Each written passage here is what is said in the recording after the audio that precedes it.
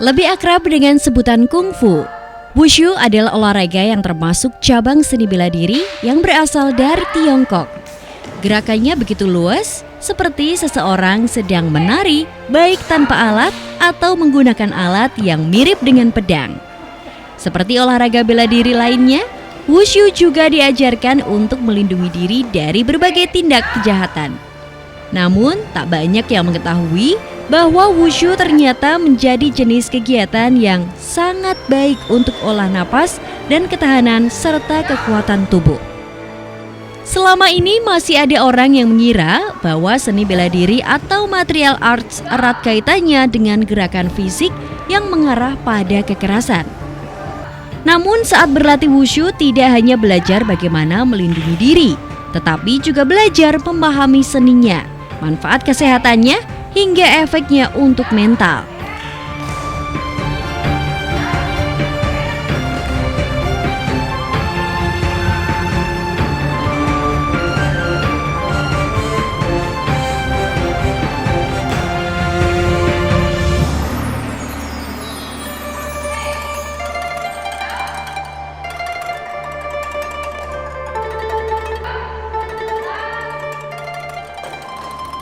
Dalam olahraga wushu sendiri terdiri dari dua kategori, yakni taolu dan sanda.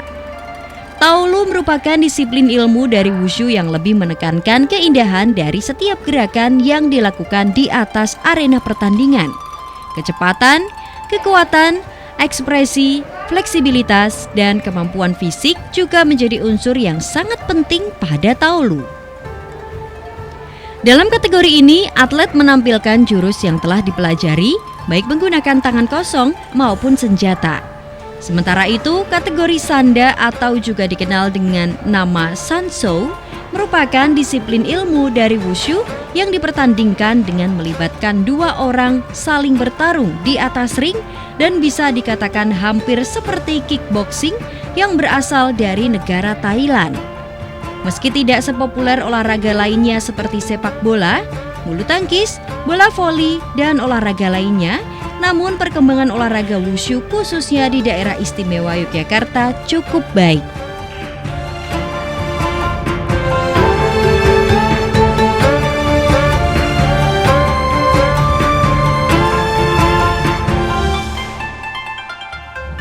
Salah satu sasana wushu di DIY yang cukup populer dan konsisten dalam melahirkan atlet wushu di DIY maupun nasional adalah Sasana Wushu Indonesia Sinduadi.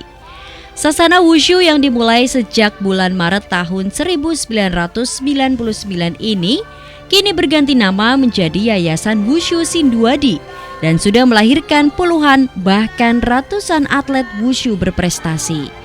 Sesuai dengan visi misi Yayasan Wushu Sinduadi, yakni mengenalkan olahraga wushu kepada masyarakat luas dan membangun jiwa disiplin dan sportivitas para atlet.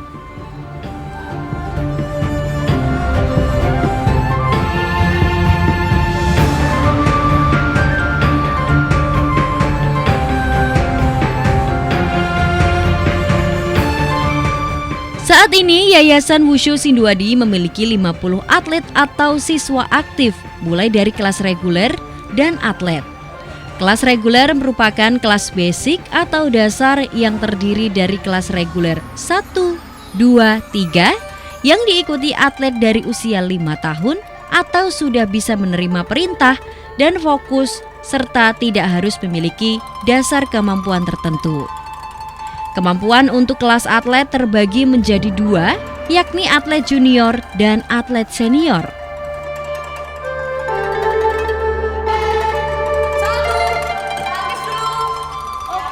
Kelas atlet junior ini merupakan para atlet reguler mendapat rekomendasi dari para pelatih untuk naik tingkat menjadi atlet junior dengan melalui beberapa latihan dan ujian. Sementara untuk atlet senior merupakan kumpulan para atlet yang dipersiapkan mengikuti berbagai kejuaraan yang bertaraf nasional maupun internasional, di antaranya Kejurnas, PON, hingga ASEAN Games dan SEA Games. Bahkan belum lama ini, para atlet Yayasan Wushu Sinduadi berhasil meraih 9 medali, terdiri dari 2 medali emas, 4 medali perak, dan 3 medali perunggu di ajang kejuaraan nasional Wushu Piala Presiden yang digelar di Graha Universitas Negeri Surabaya pada tanggal 16 hingga 23 September 2022 lalu.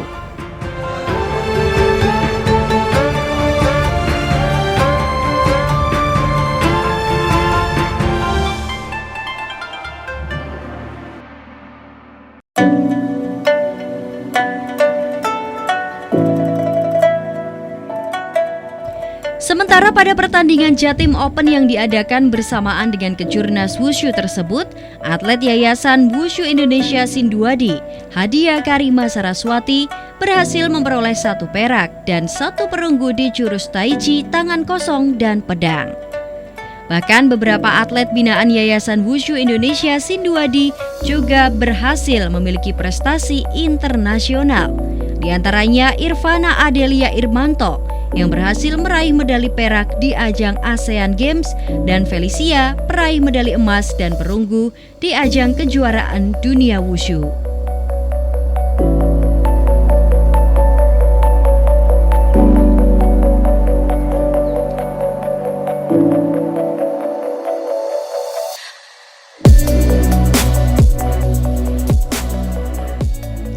Gerakan yang bervariasi sekaligus filosofi ketenangan dan keindahan dalam olahraga wushu memiliki banyak manfaat spesifik bagi tubuh, di antaranya kekuatan, kelenturan, keseimbangan, koordinasi, dan meningkatnya stamina tubuh. Sementara manfaat non-fisiknya adalah atlet memiliki jiwa disiplin yang tinggi, jiwa kesabaran, ketenangan, dan memiliki manajemen emosi yang cukup baik.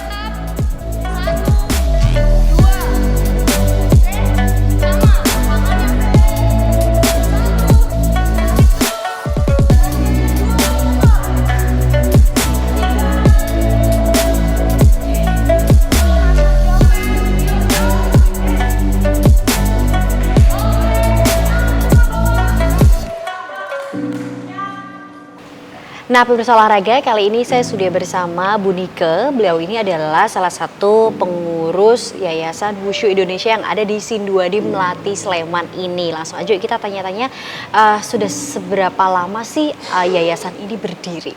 Bu Nike, gimana kabarnya? Baik, sehat ya Bu ya? Iya, sehat bugar. Sehat bugar.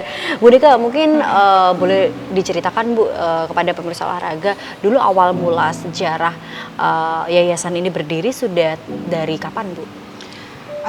Awalnya kita berdiri sekitar tahun 1999 dan awalnya kita punya nama Sasana Wushu Indonesia Sinduadi Yogyakarta. Tapi sejak beberapa waktu lalu, terutama setelah pandemi ya, kita sempat mengalami pandemi selama 2 tahun, kita berubah jadi Yayasan Wushu Sinduadi, Yayasan Wushu Indonesia Sinduadi Yogyakarta. Dan tempatnya tetap di sini ya Bu ya? Iya, sejak Maret 2021. Bu, kalau boleh tahu sebenarnya untuk teman-teman dan juga adik-adik yang bergabung itu dari dulu hingga sekarang itu seperti apa Bu perkembangannya? Sebenarnya sebelum pandemi kita banyak banget ya atlet-atlet dan juga beberapa murid yang berlatih di sini. Cuma memang karena kendala beberapa pandemi sempat kita tutup khususnya untuk kelas reguler. Kelas reguler adalah kelas basic ya, kelas dasar. Sedangkan kelas atlet latihannya terbatas karena mengikuti prokes. Nah, setelah pandemi baru kita buka lagi mulai dengan beberapa batasan kelas, tidak terlalu banyak hingga saat ini kita sekitar 50 murid yang sudah ada. Biasanya latihannya 1 minggu setiap hari apa dan jam berapa Bu? Kalau untuk kelas reguler biasanya seminggu 2 kali. Harinya bisa bervariasi karena kita punya 3 kelas reguler.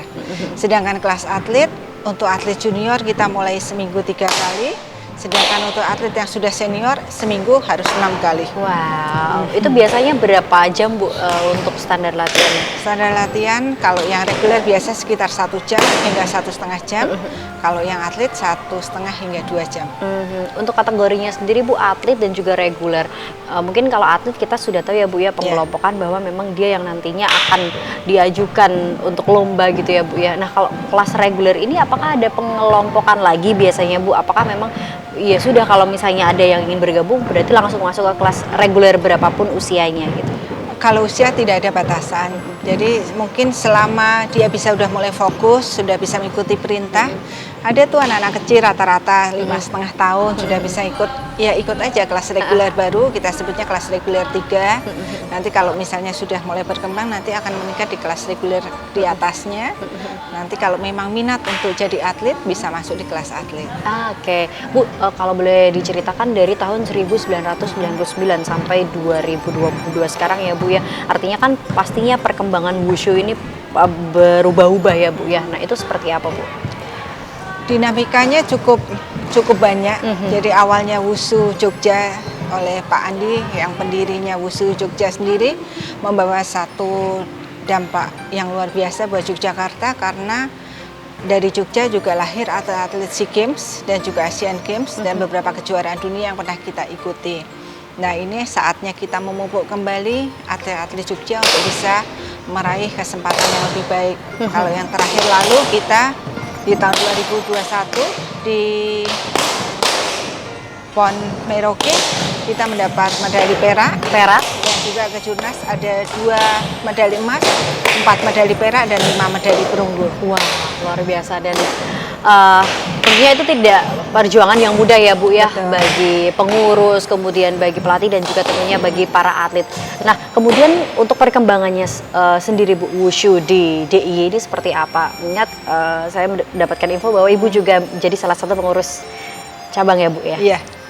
Kalau untuk Pengda Wushu Daerah Istimewa Yogyakarta sendiri saat ini kita sudah punya pengkot dan 2 pengkap, jadi di kota dan di Kabupaten Bantul dan Sleman sebagai bagian dari Wushu Daerah Istimewa Yogyakarta sendiri. Dan artinya ada di satu kota 2 kabupaten ya Bu ya. Ini Kalau bagaimana? satu lagi Kulon Progo dalam proses. Oh, oke. Iya. Berarti OTW ke OTW. 4 ya Bu ya. Oke Bu. Nah ini antar daerah ini seperti apa Bu perkembangannya? Apakah juga ini nantinya akan jadi persaingan atau seperti apa untuk pengemasan seni? Kalau sendiri, Bu? wushu kita punya visi misi bahwa selain untuk memperkenalkan olahraga wushu ke masyarakat luas, juga kita punya latihan yang disiplin dan sportivitas yang kita junjung tinggi. Dan tentunya dengan adanya cabang-cabang di masing-masing kabupaten ataupun kota akan memberikan kontribusi yang lebih banyak untuk kemajuan wushu. Dan seperti kita ketahui, wushu sendiri kan punya dua aliran ya. Iya. Ada satunya di Santa dan satunya di Taulu. Kalau Taulu adalah seperti yang kita lihat saat ini, di mana mereka nanti memperagakan jurus-jurus Iya. dari tangan kosong ataupun dengan senjata pendek atau panjang. Kalau yang satunya Santa itu yang fight, yang ada pertarungan di antara kedua. Nah mungkin di Kabupaten Bantul banyak juga nih yang atlet-atlet Santa yang sedang kita bina dan juga atlet Taulu yang nanti kita akan kembangkan lebih lanjut. Oke, Bu, terakhir harapannya seperti apa sih Bu? Mengingat ini kan di Jogja terutama wushu ini sudah mulai berkembang ya Bu ya, di Bantul, Kulon Progo dan juga kota gitu. Kedepannya ingin seperti apa Bu? Ya, kita harapkan wushu semakin dikenal, khususnya di Yogyakarta, dan kita harapkan masyarakat juga tahu bahwa olahraga ini bukan hanya sekedar olahraga, tetapi juga melatih kedisiplinan, sportivitas, dan juga tentunya nantinya akan menjadi juara kehidupan yang sesungguhnya. Oke, luar biasa. Terima kasih Bu Nika atas Ya, waktunya. baik, terima kasih.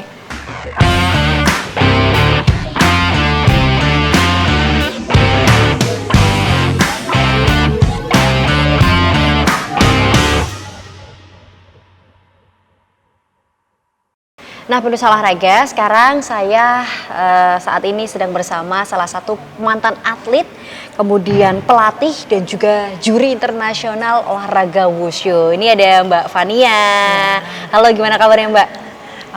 Puji Tuhan baik. Baik, sehat ya Mbak ya. Aduh, ini tadi habis ngelatih masih kerasa capeknya atau enggak nih? Karena udah menjadi rutinitas ya masih oke lah. Masih oke lah ya. Mbak Fani ya, sebelum saya bertanya-tanya mengenai wushu ini, boleh Mbak diceritakan dulu awal mula Mbak Fania ini tertarik sama olahraga wushu, kan juga pernah merasakan jadi atlet juga ya Mbak ya. Itu gimana? Kalau awal mulanya justru sebenarnya saya itu dipaksa. Dipaksa? Karena waktu itu kan sebenarnya basically keluarga saya, kakak itu kan dulu dia ada kecenderungan untuk obesitas, sehingga papa saya waktu itu pikir gimana ya caranya supaya anak-anaknya ini tuh sehat, terutama kakak saya ini gitu loh. Karena memang kakak saya ini basically dia tidak suka bergerak gitu loh, maksudnya kurang gerak lah istilahnya. Nah kemudian akhirnya cari-cari alternatif untuk olahraga, karena sudah pernah waktu itu olahraga sepeda malah kecelakaan sehingga malah patah kaki kakak saya itu. Akhirnya direkomendasi oleh tante saya anaknya ikut wusu, jadi sepupu saya itu ikut wusu duluan di sini. Nah kemudian dia rekomendasi coba aja ikut wusu di sini di Sinduadi. Nah kemudian papa saya ajak kakak saya sama saya untuk ke sini. Nah dari situlah awal mulanya. Awalnya saya juga nggak mau karena bayangan saya, wah wusu itu ngeri ya, nanti diadu, nanti berantem kayak gitu. Bayangan saya seperti itu. Terus karena papa waktu itu ya ngasih pilihan, ya udah kalau kamu nggak mau wusu, kamu intinya di jam itu harus ada kegiatan lain di luar rumah gitu loh. Karena saya waktu itu ya nggak ada pilihan lain, nggak tahu harus mikir kegiatan apa, ya udah ikut gitu loh. Karena ada kakak saya situ, ya udah kakak saya sama saya ikut di sini. Mbak, kalau boleh tahu wushu ini kan sepertinya terbagi menjadi 2 kategori ya Mbak ya. Yeah. Nah itu perbedaannya apa sih Mbak? Nama dan perbedaannya apa sih? Sebenarnya kalau untuk saat ini ya dari internasional itu wushu ini ada 3 kategorinya. Oke. Jadi yang pertama itu adalah wushu taolu. Ya taolu ini seperti yang di sini dikembangkan, itu kita lebih mengembangkan di wushu taolu. Kemudian wushu santa. Wushu santa ini seperti ya seperti mirip-mirip dengan kickboxing. Jadi dia fight, benar-benar fight.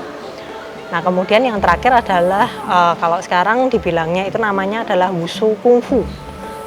Sebenarnya ini untuk yang kategori tradisional. Nah ini sekarang namanya adalah wushu kungfu. Kalau dulu menyebutnya wushu tradisional, kalau sekarang sudah dinamakan dengan nama wushu kungfu. Nah jadi untuk dari internasional sendiri itu terbagi menjadi 3 kategori ini. Kira-kira yang paling banyak diminati saat ini apa Mbak dan kenapa? Mungkin kalau dibilang paling banyak, mungkin sama banyak ya, karena kalau di Indonesia sendiri juga sekarang ini pembinaan sudah cukup berjalan baik. Khususnya di Pulau Jawa, Sumatera itu sudah ada pembinaan yang berkesinambungan ya.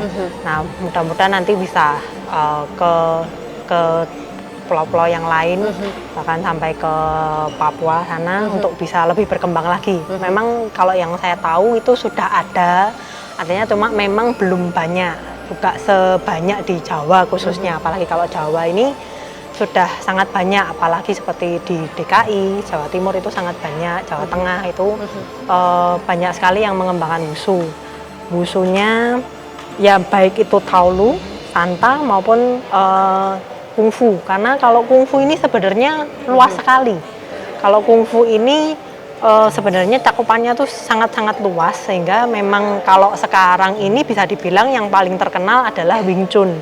Tapi sebenarnya kalau wushu kungfu ini nggak hanya mengenai Wing Chun aja, tapi sebenarnya banyak. Cuma memang saat ini yang paling populer dan masih sedang ditata ya menurut saya itu di kategori Wing Chun ini kalau untuk wushu kungfu. Sedangkan kalau untuk wushu di taolu dan santa itu kan memang sudah dari lama ya, dan itu sudah berjalan mulai dari pembinaannya dari junior sampai ke senior, kemudian nomor-nomor pertandingannya, event-eventnya pun sudah dijalankan dengan cukup rutin bisa dibilang, baik itu di daerah, nasional, bahkan ke internasional. Jadi kalau dibilang banyakan mana, terus terang saya agak sulit menjawab, karena menurut saya kayak tiap-tiap pemprov, tiap-tiap daerah itu mungkin berbeda-beda. Contoh seperti di DIY sendiri itu memang lebih di taolunya, untuk di santanya dan untuk di kungfunya itu agak masih kurang. Tapi sebenarnya untuk di taolu pun juga masih harus dikembangkan lagi, karena untuk saat ini yang aktif belum banyak, sasana-sasana yang aktif belum banyak. Oh, oke. Jadi masih sangat banyak ruang sebenarnya untuk berkembang.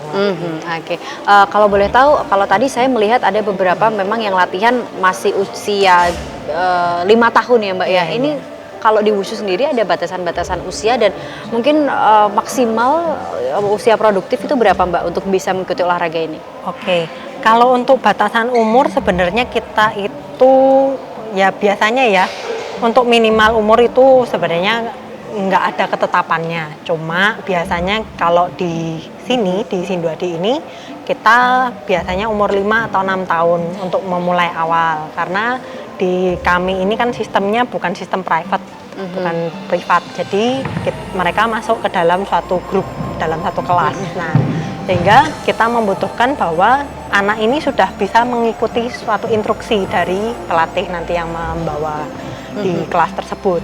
Sehingga rata-rata yang kita rekomendasikan itu minimal di 6 tahun. Kalau memang ada yang kurang dari umur tersebut, biasanya kita lihat dulu apakah anak ini sudah paham. Jadi mungkin nyoba dulu. Kita berikan kesempatan untuk nyoba, tapi itu pun mungkin hanya 1 atau 2 kali repetisi aja. Jadi setelah itu kita lihat apakah si anak ini sudah bisa ngikutin. Kalau memang sudah bisa ngikutin, kita perbolehkan untuk ikut seperti itu. Nah, kalau untuk maksimalnya rata-rata sih yang sejauh ini ya yang berjalan di Sinduadi ini biasanya itu sampai di umur-umur kuliah. Lulus kuliah itu biasanya sudah maksimal karena setelah kuliah, nah mungkin kan mereka akan memasuki dunia kerja dan lain sebagainya. Mungkin ada juga yang berminat untuk meneruskan juga di kepelatihan dan lain sebagainya, sehingga kan biasanya umur-umur produktifnya di sekitaran 18 sampai 20, ya sekitar 25 lah. 25 rata-rata ya? Sekitar itu. Biasanya di selepas itu sudah mulai ya mundur. Sudah mundur ya? Karena mereka kegiatan, juga ada kegiatan lain ya Mbak. Oke, terima kasih Mbak Fani Ya. atas waktunya, Ya, sharing-sharingnya. Mohon maaf ya mengganggu ini jadwal latihannya. Iya, nggak apa-apa. Ini terima kasih. Iya, terima kasih juga.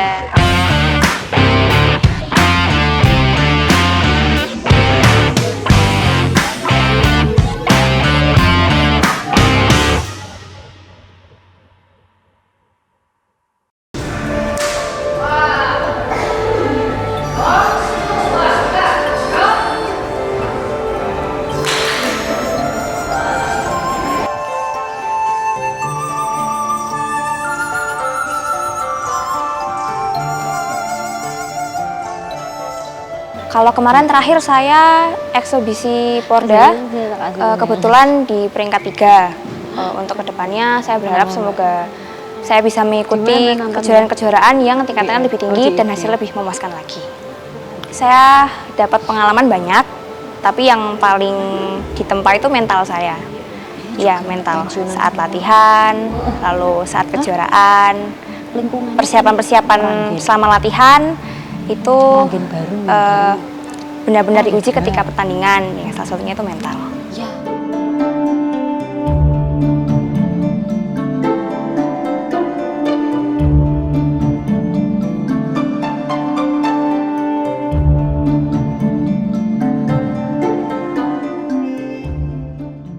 Saat ini yang ingin dicapai sih masuk ke pelatnas. Nanti di pelatnas bisa ikut kejuaraan di luar negeri seperti kejuaraan internasional kayak Asian Games, SEA Games, atau kejuaraan-kejuaraan dunia lainnya. Kalau di Wushu ini, olahraga Wushu ini sebenarnya banyak. Yang paling penting itu sebenarnya kedisiplinannya. Jadi mulai dari disiplin waktu, dia belajar time management, belajar mengatur waktu, kemudian nilai-nilai sportivitas, terus berjuang, tanggung jawab gitu.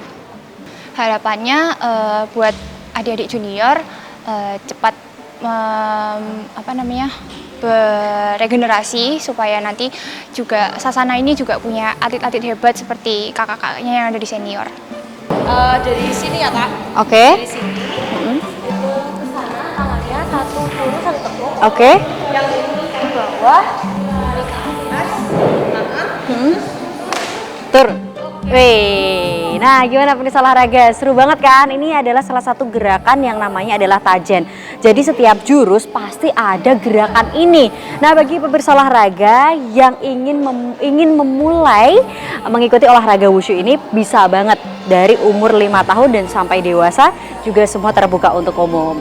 Dan sampai sini dulu ya perjumpaan kita di episode Sehat dan Bugar. Saya mau lanjutin olahraga wushu ini dulu. Bye bye.